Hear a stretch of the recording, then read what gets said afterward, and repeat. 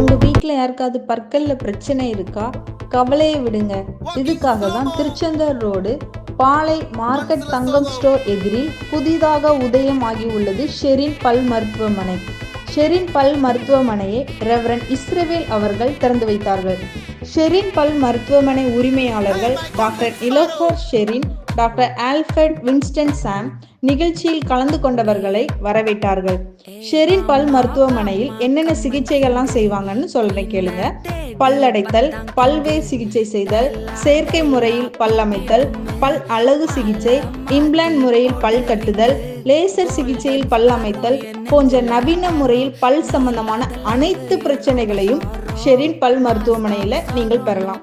கேட்கவே ஆச்சரியமா இருக்கலாம், இவ்வளோ செய்யறாங்கன்னு. ஆமா, இதுல இன்னொன்னு சலுகையும் இருக்கு கேளுங்க. ஜனவரி 15 முதல் 31 வரை திறப்பு விழா சலுகையாக